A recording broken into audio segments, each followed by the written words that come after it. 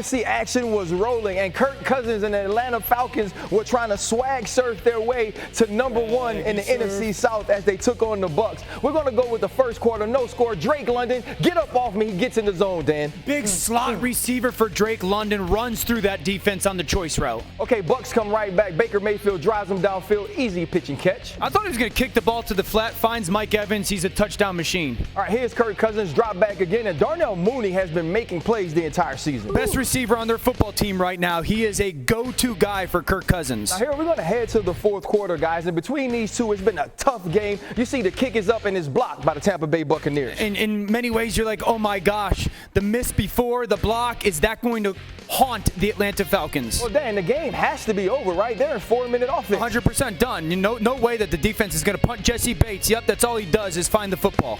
Jesse Bates finds the football again, gives the Atlanta Falcons a new chance at life. 30 seconds remain. Falcons down 3 to get the football out to Drake London. A little remnants of what we saw with Dallas a few years ago against San Francisco. Instead, they actually get the spike down. Yeah, great operation by everybody on their offense to at least give Koo the chance to make that kick. All right, the clutch field goal by Koo sends it to overtime. It was 52 yards. And here you're going to see a big play from Cordero Hodge. Breaks the tackle, gets it to the end zone. RC, did you feel a little bit last night was just the Bucs just missed tackles on their defense, unlike that defensive unit? Yeah, Baker Mayfield doesn't look happy, and there goes Kirk. Swag surfing up top when it should be down low. Let's see that again. Kirk Cousins set the Falcons' single-game record with 509 passing yards, shredded up a Bucs defense that struggled to defend the middle of the field, and Cousins finished the night with 3 touchdowns for 371 yards on passes between the numbers. That's the third most passing yards between the numbers in a game since 2006, when ESPN began tracking directions after Matt Schaub and Donovan McNabb in 2010.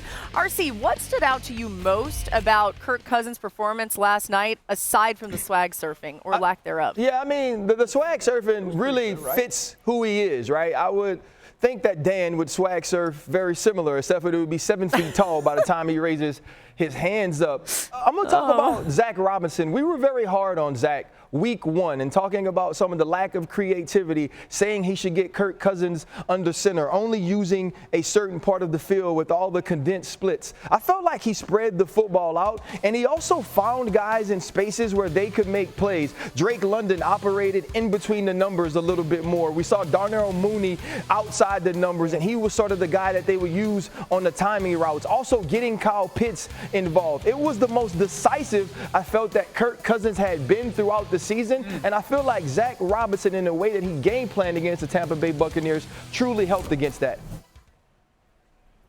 Yeah, it's a great point. It was one of those games where on the TV broadcast, you were constantly seeing Kirk Cousins and then seeing a player and asking, why is he so wide open downfield versus Tampa's zone coverage? And then when you saw on tape, a lot of it had to do with what Zach Robinson did. I thought it was really impressive that they were able to get to that downfield passing game over the middle of the field without using under center play action, because he's still clearly not comfortable with that. Got to it a number of ways. I thought the way they used motion and alignment to get some favorable matchups was really impressive. Dan mentioned the top, Drake London in the slot. They had him matched up on linebackers and safeties throughout the game. And then beyond this game, Cousins himself. I mean, part of the reason they were open was because he was manipulating second and third level defenders to create those throwing windows. And he was standing there in the pocket and just ripping it a few times with pressure in his face. I think if you're a Falcons fan, the performance from Robinson and the performance from Kirk Cousins has to be extremely encouraging.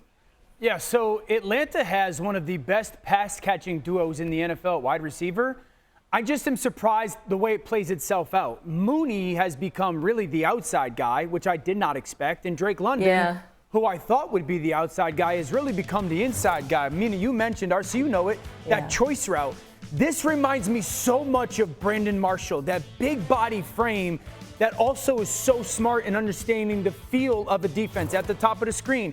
This time they're going to stutter him like he's going to fake that in route. Yeah. And Kirk really throws like a back shoulder slot fade versus a quarter safety, which is so unlike offenses. Again, top of the screen, look at his feel at the top of the route here.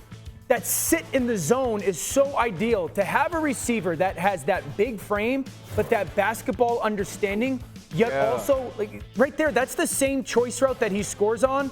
But RC, he sees that outside defender and that inside defender, and instead of making the angle or slant route, sits. I did not expect that Drake London would really become like that possession receiver for this football team. If they get that out of him and Mooney continues to wear people out with his routes outside, this offense you took my thought right from me with the basketball understanding of a big man or of a guard trying to find space in order to get a shot off. Yeah, like we talk about basketball, it's like the rebound, just the jump ball, but I think you're putting the space understanding. Exactly. It's just feel, right? Like when you watch Steph Curry, it's like, do I go over the screen or can I pop the pick? Yeah. Certain things like that. And I thought Drake London showed a great understanding of that last night. Hey, if the Falcons end up in more of these games that are tight at the end, they know how to win them. I thought this was interesting, guys. The Falcons are the first team in NFL history with 3 wins within the first 5 games of a season after trailing in the final minute of the fourth quarter. They got it done.